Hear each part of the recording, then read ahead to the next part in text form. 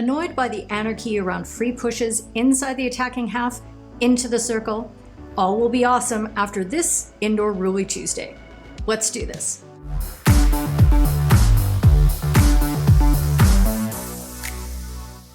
Hey friends, I'm Keely Dunn of FHumpires, back with a hot take on one hockey rule, and yes, we're still on the hard court, keeping our knowledge of indoor rules alive.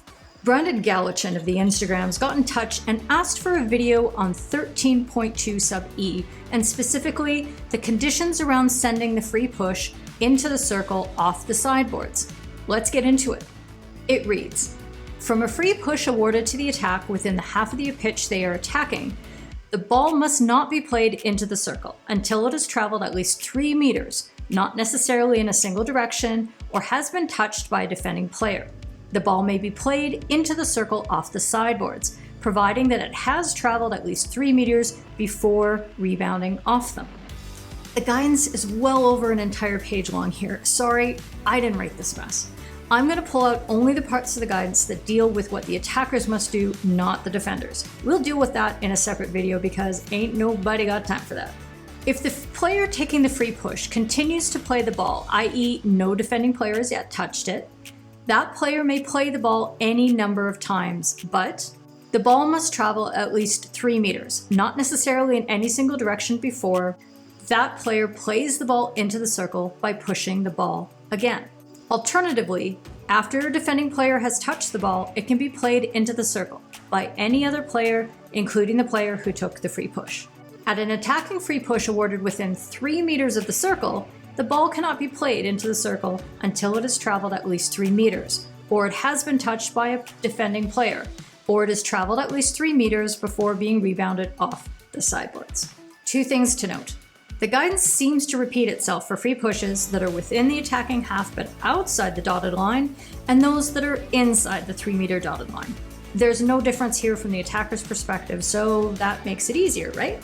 Next point. Almost all of this mirrors 13.2 sub F in outdoor, which governs how we take free hits inside the attacking 23 meter area. The 2 differences are the distance is 3 meters and not 5, and we have that pesky little point about playing the ball off the sideboards. So what's our Simon Sinek here? Just like in outdoor, it's about danger. We don't want passes being slung at defenders at super high speeds and going off the feet and hands because the reward for that reception miss could be a penalty corner. Is the concern as valid in indoor as it is in outdoor? I'm not completely sold on it, but I accept it's probably a good idea. And let's face it, keeping the rules synchronized makes it easier for the whole hockey family to move back and forth between the 2 true formats of the game. So let's cover all the bases. What exactly is within the half of the pitch they are attacking? It's anywhere outside the circle and includes the center line, which means that if the ball goes off the back line and the last touch is from a defender, unintentionally, the center line restart has to comply with the not directly into the circle rule. Next, when can the ball enter the circle? If the ball is touched by a defending player on its travels, the 3 meter rule is effectively over. This could happen if the player on the ball sends a free push straight at the circle and the defender attempts an interception but fails, and the ball continues along its way. Another could be if a defender closes on the free push, which is a self-pass, attempts a tackle, and touches the ball.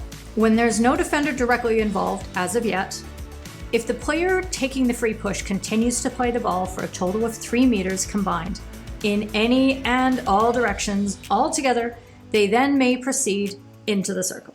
And the ball goes to Patrick Schmidt. Now, Ngoyan, it pops up and he wins the first penalty corner.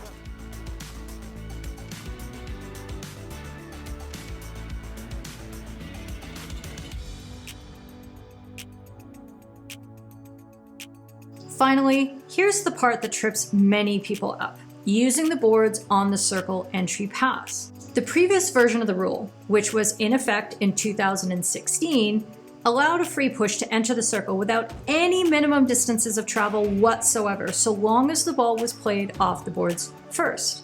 You can see an example here.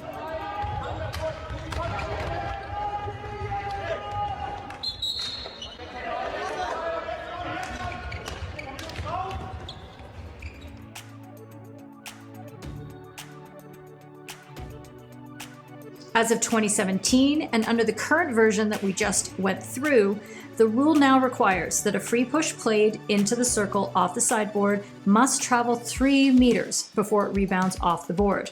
Here's the logic. The board acts just as if it's another player. Once the ball has gone that first 3 meters, as it would if it were sent towards a teammate of the attacker, and then it changes direction, the initial danger aspect is mitigated and play should and can continue along normally. The key point here is that the ball has to travel 3 meters first before it gets to the boards. That way, the defenders have enough time to adjust their positioning, and that is where the danger aspect gets taken down. Has your awareness of attacking free pushes been augmented in this Ruly Tuesday? Address your approval by adding your like and administer your comments and replies below. If you admire activities, advance to FHU3T.com and add a $3 a month FHU Third Team Green membership to your action plan.